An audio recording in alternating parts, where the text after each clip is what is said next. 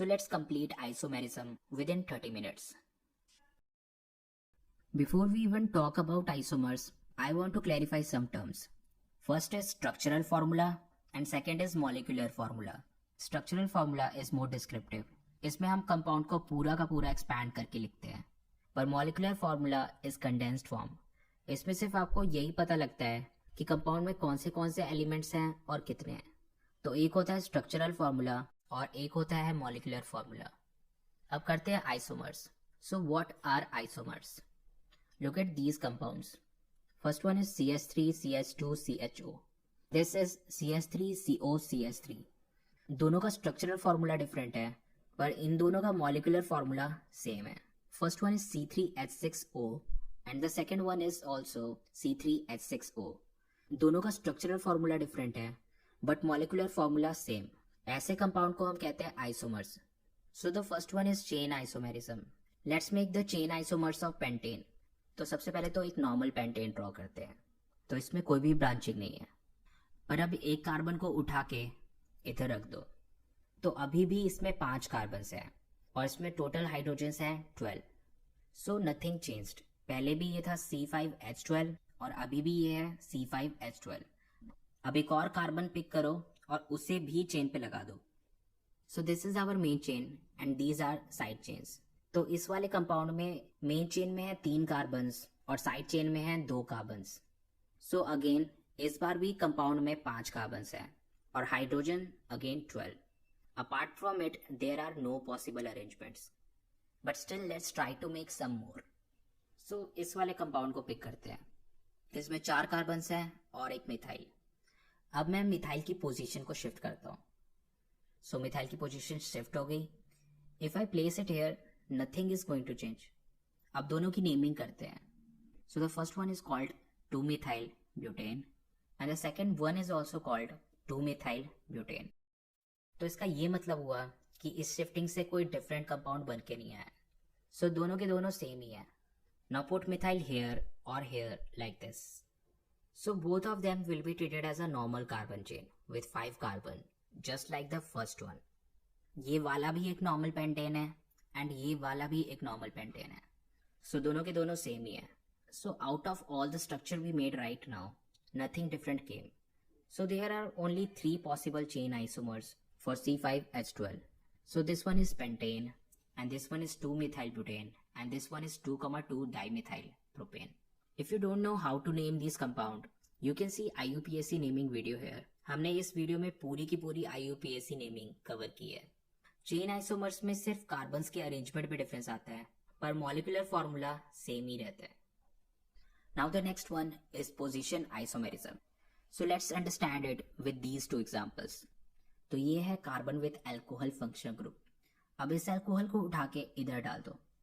तो इस बार कार्बन के चेन में कोई डिफरेंस नहीं आया, सिर्फ फंक्शनल ग्रुप के पोजीशन में डिफरेंस आया. सो this is an example of position isomers. अब नेक्स्ट एग्जांपल देखते हैं.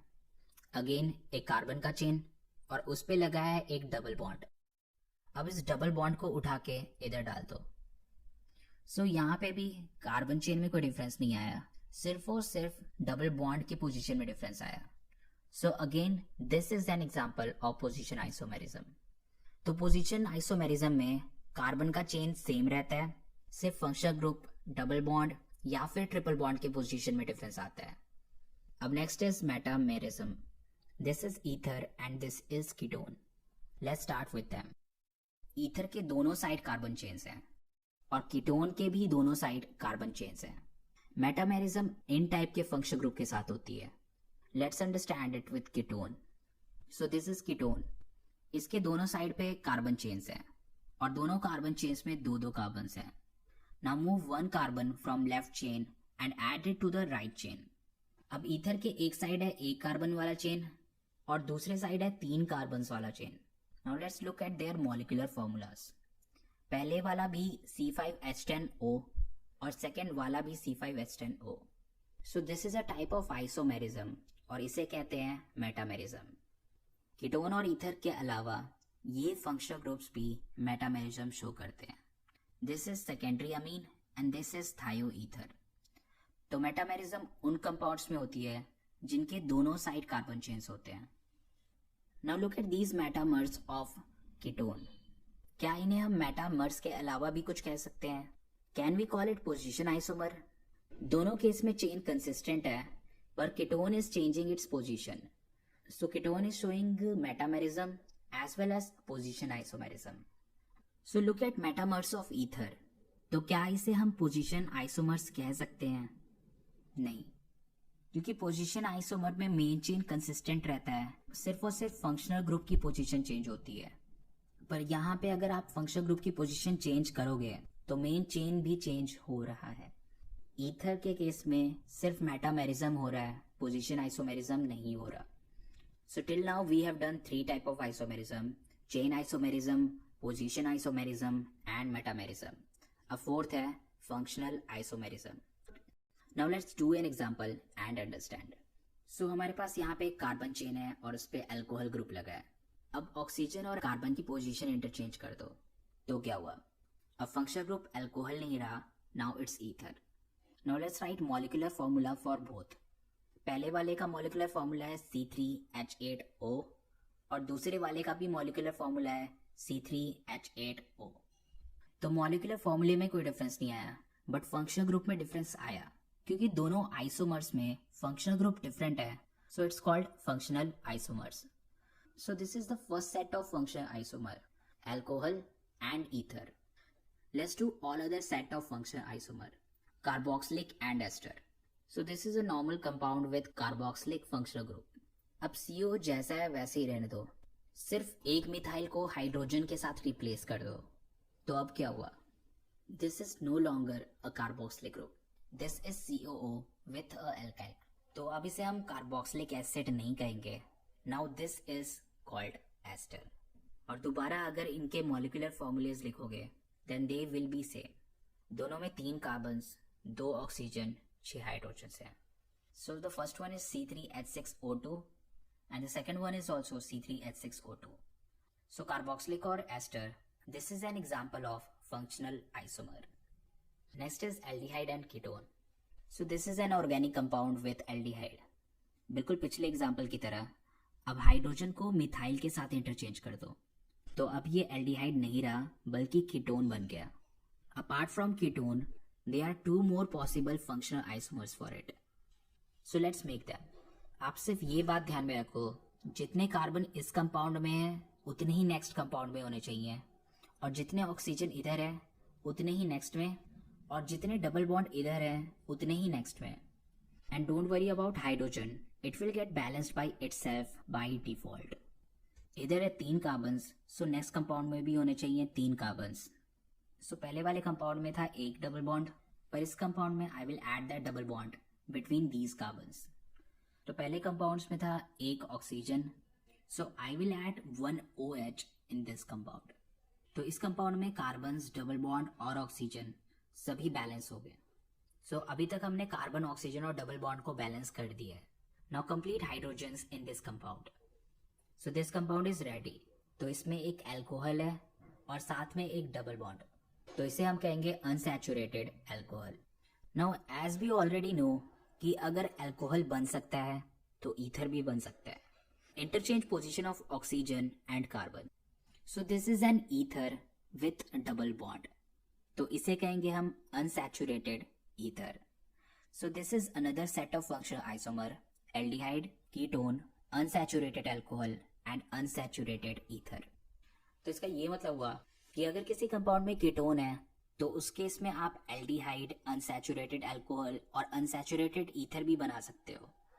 Next set of functional isomer is primary amine, secondary amine and tertiary amine. So सबसे पहले ड्रॉ करते हैं एक नॉर्मल सा primary amine with 3 carbons. So this is a normal primary amine. Now let's make secondary amine out of it. तो primary amine आपको शायद याद होगा, प्राइमरी अमीन पे सिर्फ एक कार्बन का चेन होता है, सेकेंडरी अमीन पे 2 कार्बन्स के चेन होते हैं और टर्शरी अमीन पे 3 कार्बन्स के chain. Now let's make secondary amine out of it. Make a nitrogen, link 2 carbons chain on one side of it and 1 carbons chain on another side. So this is our secondary amine क्योंकि यहाँ पे लगे हैं total 2 carbons chain. तो इस वाले में भी 3 कार्बन्स है और पिछले वाले में भी 3 कार्बन्स थे, सो कार्बन इज बैलेंस्ड. और इस वाले में एक नाइट्रोजन एंड पिछले वाले में भी एक nitrogen, so nitrogen is also balanced. और सारे के सारे बॉन्ड सिंगल बॉन्ड्स ही हैं। वी नो कि कार्बन में हाइड्रोजन कैसे ऐड करना है, but still let's do it here.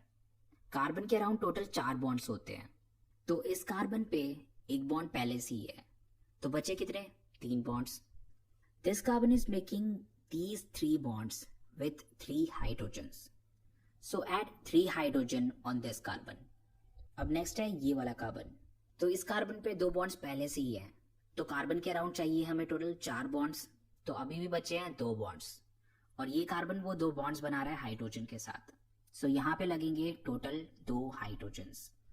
In same way fill hydrogen in all other carbon atoms. अब बारी है नाइट्रोजन की। नाइट्रोजन के अराउंड मैक्सिमम 3 बॉन्ड्स बन सकते हैं।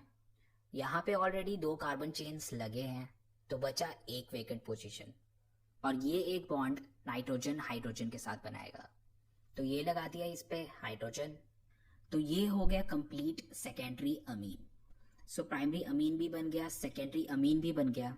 अब बारी है टर्शरी अमीन की। तो टर्शरी अमीन का ये मतलब है कि नाइट्रोजन के अराउंड 3 कार्बन होने चाहिए।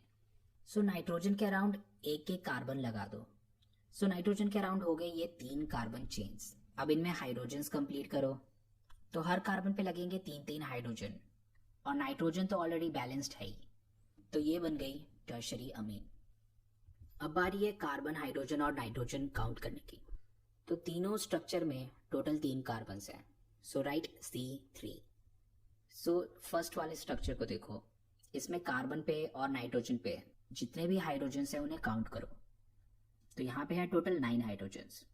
सेकेंड स्ट्रक्चर में देखो, यहाँ पे भी टोटल 9 हाइड्रोजन्स हैं, और तीसरे स्ट्रक्चर को देखो, यहाँ पे भी टोटल 9 हाइड्रोजन्स हैं, सो राइट H9। नाइट्रोजन क्योंकि एक है, सो राइट 1N। सो तीनों के तीनों का मॉलिक्यूलर फॉर्मूला है C3H9N। So yes, all of them are isomers. So this is another set of functional isomer, primary amine, secondary amine, tertiary amine. अब नेक्स्ट है साइनाइड्स और isocyanides. So this is very intuitive. This is a cyanide compound. अब CN की जगह NC लिख दो, so now it became isocyanide, and obviously इसका molecular formula same ही है। अब नेक्स्ट है nitro and nitrite. Nitro is NO2 and nitrite is ONO। This is nitro compound, so change NO2 with ONO, so no big changes। so carbon chain तो दोनों में same ही है, बस नाइट्रो और ONO को देखो। नाइट्रो में nitrogen 1 and oxygen 2, and ONO में भी नाइट्रोजन 1 एंड ऑक्सीजन 2, और obviously molecular formula is going to be same, but this is not complete yet. एक और पॉसिबिलिटी है। First expand nitro compound. तो इस कंपाउंड में 2 कार्बन्स हैं, एक नाइट्रोजन है, 2 ऑक्सीजन्स हैं और एक double bond. Now look at this compound. इसमें भी 2 कार्बन्स, एक नाइट्रोजन, 2 ऑक्सीजन और एक double bond. Now let's observe it. इसमें 2 फंक्शनल ग्रुप्स हैं, one is amine here and other is carboxylic acid here. So COH भी है एंड NH2 भी है। सो अमीन और कार्बोक्सिलिक के इस कॉम्बिनेशन को हम अमीनो एसिड कहते हैं। So this is another set of functional isomers, nitro, nitrite and amino acid. Now let's move to the next set of functional isomers. Look at this compound. इस compound में 2 double bonds हैं, so we will call it diene। अब इस double bond को इधर shift कर दो, तो इसमें भी 2 double bonds हैं, पर ये double bonds एक दूसरे के adjacent हैं, so इसे हम diene नहीं कहेंगे, इसके लिए एक special name होता है, that is allene। Now pick this one bond and place it here. So this is another possible isomer. So पिछले कंपाउंड के 2 डबल बॉन्ड्स कन्वर्ट हो गए एक ट्रिपल बॉन्ड में. So this is alkyne. Plus we can shift this triple bond here. So this is another set of functional isomers, diene, allene and alkyne. अब next है aromatic alcohol, phenol and ether. So this is benzyl और इस पे लगा है एक alcohol. So this is benzyl alcohol. Now let's reorder this CH2OH part. So CH2OH में है एक ऑक्सीजन, एक कार्बन और 3 हाइड्रोजन. सो अगर इसे हम रीऑर्डर करके इस तरीके से लिखें OCH3. So again molecular formula will remain same. तो इसे थोड़ा एक्सपैंड करके इस तरीके से लिखो। अब इसे हम एरोमेटिक अल्कोहल नहीं कहेंगे, इसे हम कहेंगे ether. Now break this OCS3 part in O and CH3। CH3 को इधर ही रहने दो, ऑक्सीजन को इस पोजीशन पे ले जाओ। बॉन्ड लाइन में हम कार्बन हाइड्रोजन्स वगैरह को शो नहीं करते, बट इस पोजीशन पे एक हाइड्रोजन होगा। सो इस पोजीशन पे जो हाइड्रोजन है वो ऑक्सीजन के साथ मिलके बना देगा OH। So this compound with benzene with alcohol, it's called phenol. So this is another set of functional isomer, aromatic alcohol, ether and phenol. अब नेक्स्ट है ring chain isomerism. So what is ring chain isomerism? Let's see this compound. So the first one, ये open chain form में exist करता है, and the second one ये ring form में exist करता है, बट दोनों के दोनों का मॉलिक्यूलर फॉर्मूला सेम ही है। सो इसका मतलब ये हुआ कि ये दोनों रिंग चेन आइसोमर्स हैं। So let's see this compound. इसमें 3 कार्बन्स हैं और एक डबल बॉन्ड है। अब इस कंपाउंड के लिए मैं इसका रिंग आइसोमर बनाऊंगा। So first reshape this compound like this. Now let's displace one bond from this double bond here. तो क्या हुआ? तो अब ये साइक्लिक रिंग में कन्वर्ट हो गया और अब इसमें एक भी डबल बॉन्ड नहीं है, एंड दोनों का मॉलिक्यूलर फॉर्मूला सेम ही होगा। So this is a ring chain isomer. So पहले था ये प्रोपीन, अब बन गया साइक्लोप्रोपेन। पहले था इसमें डबल बॉन्ड, अब ये cyclic with single bond. Let's make another one. So this is but 1ene। Now draw it like this. So इसके डबल बॉन्ड में से एक बॉन्ड को इधर डिस्प्लेस कर दो। So this is it's bond line structure, और इसे हम कहेंगे cyclobutane. Another way of making this, drift this double bond between first and third carbon. So this is another possibility. So इसे हम कहेंगे 1-methyl cyclopropane. So this is how you can make all possible ring chain isomers. So this is how you can understand it, but reality में ऐसा नहीं होता कि double bond में से एक bond drift हो गया. This is only for making isomers and understanding this concept. अब करते हैं next example. So इस compound में एक triple bond है, तो सबसे पहले तो इस कंपाउंड को इस तरीके से ड्रॉ करो।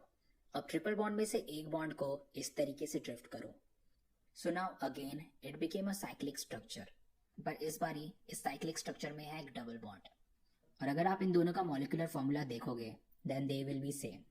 सो this is an example of ring chain isomers. अब नेक्स्ट है tautomerism. So tautomerism is again a type of isomerism. So let's do an example and understand it. This is hydrogen cyanide. अब इस hydrogen cyanide में C और N अपनी position interchange करते रहते हैं, तो कभी ये हाइड्रोजन साइनाइड हाइड्रोजन आइसोसाइनाइड बन जाता है और कभी वापस hydrogen cyanide. So hydrogen cyanide और हाइड्रोजन आइसोसाइनाइड एक दूसरे में इंटर कन्वर्ट होते रहते हैं, तो ये कन्वर्जन रेगुलरली चलता रहता है। So we will say hydrogen cyanide and hydrogen isocyanide are in equilibrium with each other. So इस टाइप के आइसोमेरिज्म को कहते हैं हम टॉटोमेरिज्म। और क्योंकि यहाँ पे सिर्फ 2 एटम्स भी पोजीशन इंटरचेंज कर रहे हैं, so it is called diad system. अब टॉटोमेरिज्म का एक और important example, this is called keto enol tautomerism.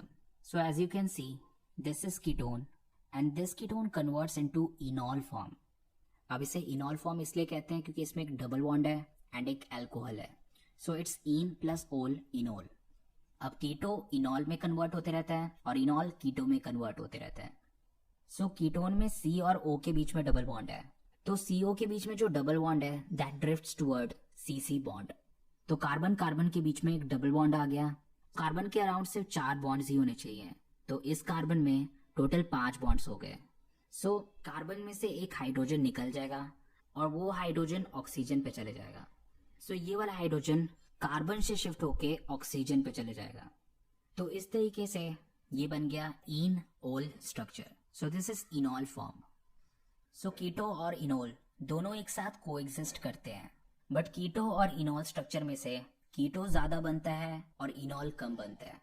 इसका रीजन ये है कि कीटोन काफी स्टेबल होता है and इनॉल is comparatively less stable then ketone. अब कीटोन स्टेबल इसलिए है क्योंकि इसमें C डबल बॉन्ड O है। C double bond O C double bond C से ज्यादा स्टेबल होता है, सो इसलिए कीटो ज्यादा अमाउंट में बनता है एंड इनॉल कम अमाउंट में। So this is keto enol form. And this is called triad system because इसमें 3 एटम्स इन्वॉल्व होते हैं, O, C and C. That's why it's called triad system. So this was tautomerism. Next is stereoisomerism. So अभी तक हमने जितने भी isomerism किए हैं all were structural isomerism. Structural isomerism के अलावा एक और आइसोमेरिज्म होता है and that is stereoisomerism. So now we will study about stereoisomers. So let's do an example and understand it. तो स्ट्रक्चरल आइसोमर में कंपाउंड का स्ट्रक्चर डिफरेंट होता था पर मॉलिक्यूलर फार्मूला सेम, बट जो स्टीरियो आइसोमर्स हैं उनमें स्ट्रक्चर भी सेम होता है, मॉलिक्यूलर फार्मूला भी सेम होता है, बट फिर भी कंपाउंड्स डिफरेंट होते हैं. कैसे डिफरेंट होते हैं? Let's understand it with an example. So this is but two yne. अब इसे थोड़ा एक्सपैंड करके ड्रॉ करते हैं. तो सेकेंड कार्बन के साथ मिथाइल और हाइड्रोजन लिंक्ड है और थर्ड कार्बन पे भी मिथाइल और हाइड्रोजन लिंक्ड है. सो this is one possible structure. अब इसके अलावा एक और स्ट्रक्चर ये भी है. सो दोनों के दोनों ब्यूटूइन ही है. This is also but two yne, this is also but two yne और दोनों के स्ट्रक्चर भी सेम ही है. डिफरेंस कहाँ पे है फिर? डिफरेंस है इनके बॉन्ड एंगल्स में और इनके स्पेशल अरेंजमेंट में. सबसे पहले वाले में दोनों मिथाइल क्लोज हैं बट दूसरे वाले में दोनों मिथाइल एक दूसरे के कंप्लीटली ऑपोजिट. सो दोनों के बॉन्ड एंगल्स में डिफरेंस है. So how methyl is arranged in space is different in both of these compounds. अब ये जो पहले वाला स्ट्रक्चर है जिसमें मिथाइल बिल्कुल क्लोज है, this structure is called cis structure. And दूसरा स्ट्रक्चर जिसमें मिथाइल एक दूसरे के कंप्लीटली ऑपोजिट है, this structure is called trans structure. तो सिस को आप इस तरीके से याद रख सकते हो, सिस आर जस्ट लाइक सिस्टर्स. जिस तरह से सिस्टर क्लोज होती हैं उसी तरीके से सिस में दोनों मिथाइल एक दूसरे के क्लोज हैं and trans is opposite of cis. So इस तरीके से आप सिस और ट्रांस को याद रख सकते हो. So this was stereo isomerism.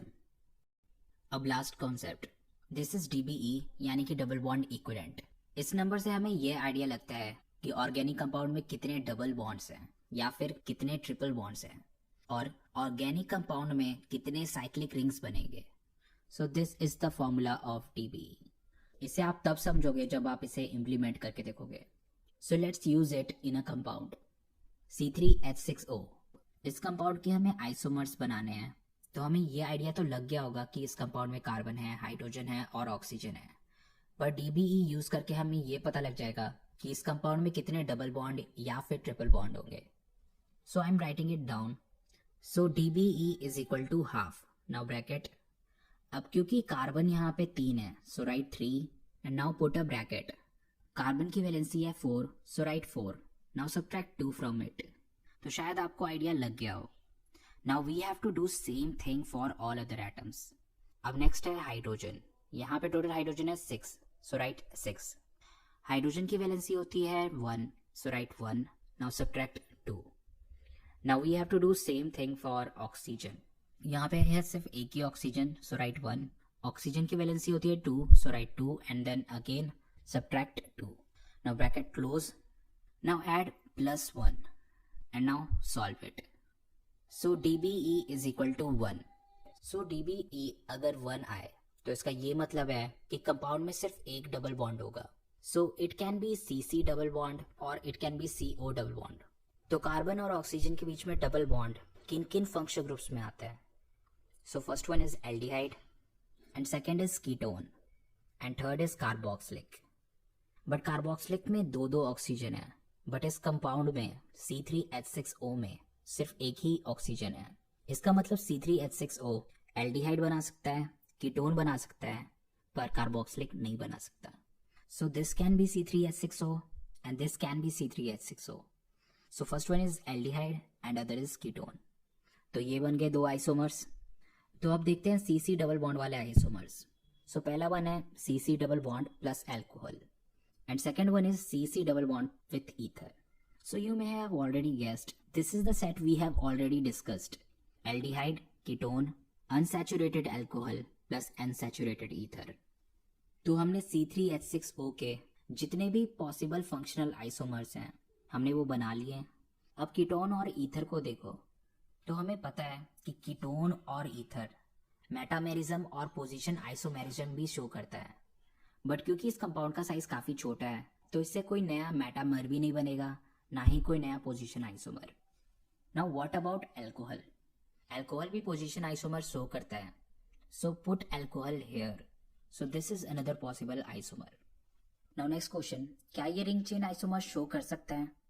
तो yes, it can show ring chain isomerism. Why? क्योंकि इसमें एक डबल बॉन्ड है और हमें पता है कि हम डबल बॉन्ड के एक बॉन्ड को ड्रिफ्ट करके काफ़ी सारे साइक्लिक स्ट्रक्चर्स बना सकते हैं। और शायद आपने अभी तक ऑब्जर्व किया हो, अगर ओपन चेन में डबल बॉन्ड होता था तो उसके रिंग कंपाउंड में सिंगल बॉन्ड्स होते थे, और अगर ओपन चेन में ट्रिपल बॉन्ड होता था तो उसके रिंग आइसोमर में डबल बॉन्ड।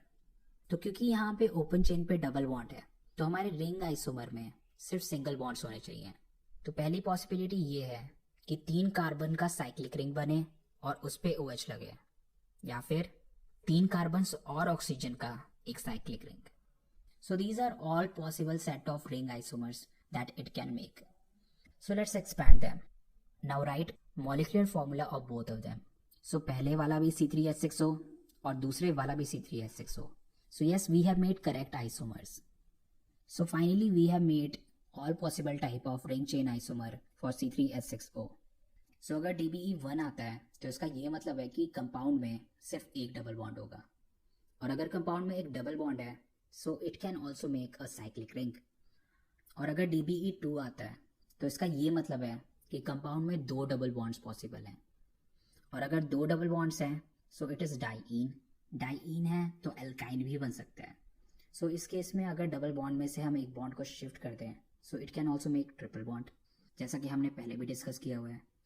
हमें पता है कि डबल बॉन्ड एक साइक्लिक रिंग में कन्वर्ट हो सकता है। सो पॉसिबिलिटी ये भी है कि इसमें एक डबल बॉन्ड बने प्लस एक साइक्लिक रिंग बने, या फिर पॉसिबिलिटी ये भी है कि इसमें 2 के 2 रिंग्स बन जाए। सो DBE के कॉन्सेप्ट को यूज़ करके हम ये पता लगा सकते हैं कि कंपाउंड में कितने डबल बॉन्ड्स बनेंगे, कितने ट्रिपल बॉन्ड्स बनेंगे और कितने साइक्लिक रिंग्स बनेंगे। So let's say we have C5H12, तो हमें इसका स्ट्रक्चर ड्रॉ करना है। Before we do that we will use DBE concept, और DBE कॉन्सेप्ट को यूज़ करके हम ये पता लगाएंगे कि इसमें कितने डबल बॉन्ड है या फिर नहीं है।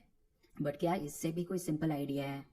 Yes, we can use general form CnH2n+2, this is use for alkane. CnH2n, this is used for alkene, or CnH2n-2, this is used for alkyne. So let's discuss it in details.